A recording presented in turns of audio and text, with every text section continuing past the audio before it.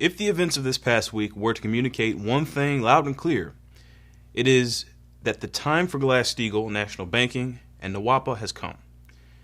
But with Barack Obama in the White House, the time that still exists to enact those policies may be swiftly cut short by the thermonuclear conflict with Russia that Obama is committed to.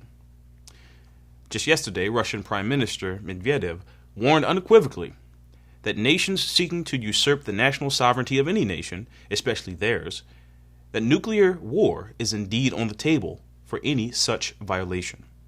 Это реалии, с которыми мы все должны считаться. И государственной власти придется дать на этот запрос свой, надеюсь, эффективный ответ. Доктрина государственного суверенитета. Она не должна размываться, даже если это удобно для достижения каких-то текущих политических целей. Вплоть до цели избраться на соответствующую позицию. Это просто опасно для мирового порядка. А примеров посягательств на доктрину суверенитета в последние годы было очень немало. Чего стоят и военные операции против иностранных государств в обход Организации Объединенных Наций, заявление о том, что тот или иной политический режим потерял легитимность, причем заявление со стороны иностранных государств, а не со стороны народа соответствующей страны, введение всяческих коллективных санкций в обход международных институтов. Все это не улучшает ситуацию в мире, а последствия скоропалительных военных операций в иностранных государствах обычно заканчиваются одним – приходом к власти радикалов. Я уже не говорю, что в какой-нибудь момент такие действия, которые подрывают государственный суверенитет, могут закончиться вполне себе такой полноценной региональной войной. И даже, никого не хочу пугать, с применением ядерного оружия. Об этом должны помнить все. This statement is an obvious message directed to the Obama administration indirectly and the financial power that controls it. Since the illegal war launched in Libya last year and even the more unlawful assassination of Muammar Gaddafi, the administration has done nothing but show a disgusting abuse of executive power and criminal disregard for domestic and international law, a disregard that nations like Russia and even high-level U.S. military officials view as threats to national sovereignty. Russia has repeatedly stated that that is the issue over military intervention in Syria and Iran. Sovereignty. That is the issue at stake with all the threats occurring at this point. And beyond a shadow of a doubt, it's what's at stake with the joint U.S.-NATO anti-ballistic missile system being built in Europe aimed at Russia. Despite Obama's irrational commitment to war, saner elements in the United States have mounted in and around the U.S. military. Specifically, Representative Walter Jones, in his push for legislation H.C.R. 107, declares that any president who launches war without congressional approval would be immediately subject to impeachment. This was followed by Senator Jim Webb in a restatement he made on the same point in the Senate in his piece of legislation S. 3176 to try to stop a preemptive illegal war.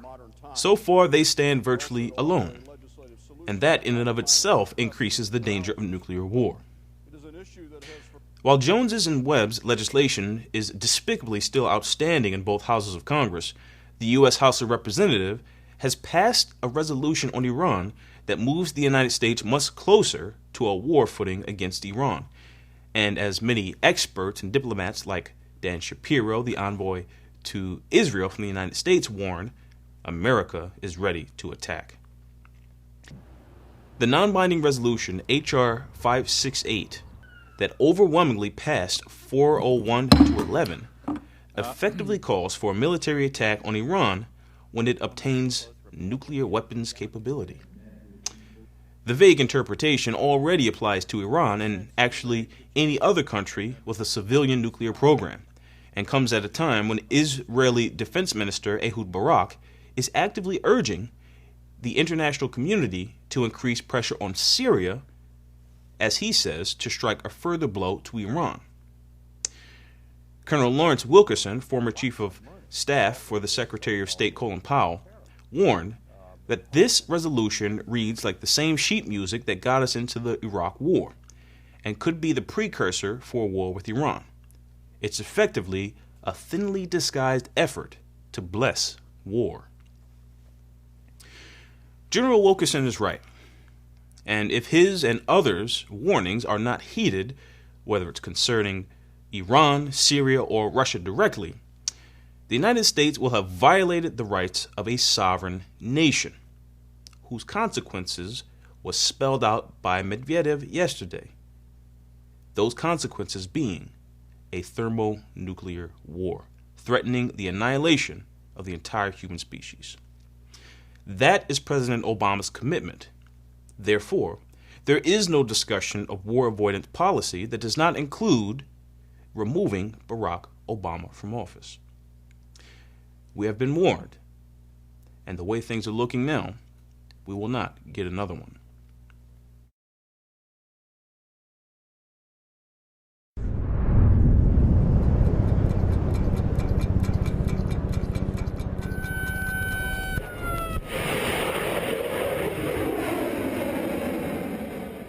The British Empire's game, run through U.S. President Barack Obama, has been called out by the Russian government. They do not want it, but if pushed, will go to war. It will be thermonuclear war.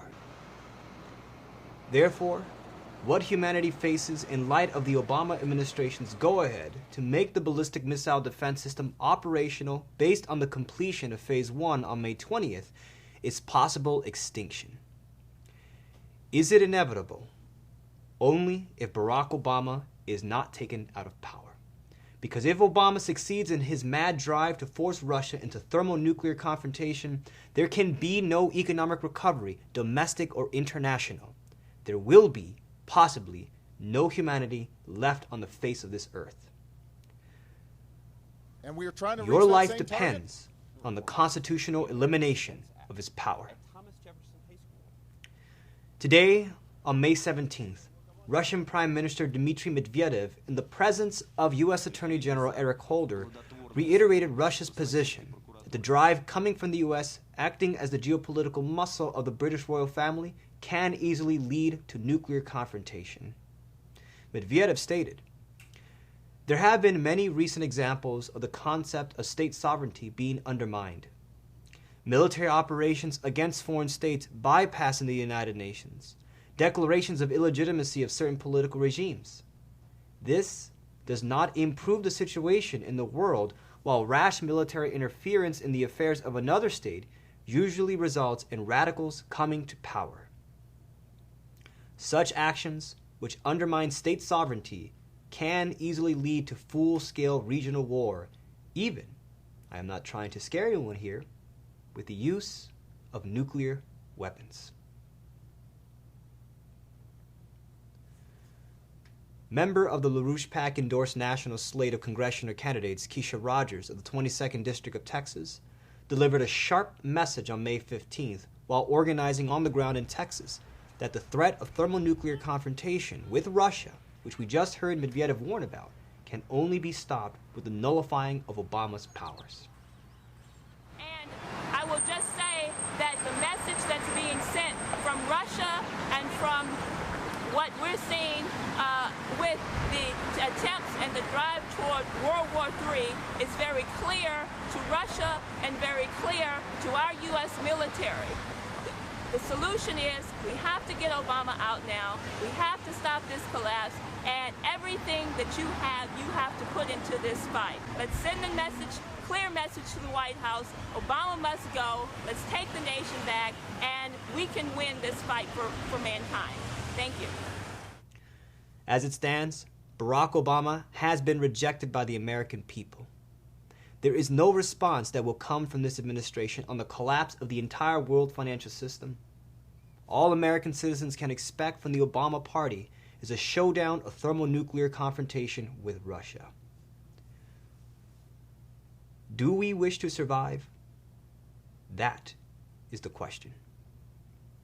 Don't simply tell yourself, yes, you want to live. do what will enable us to live and implement the package to turn the situation around. Dump Obama. Dump him now.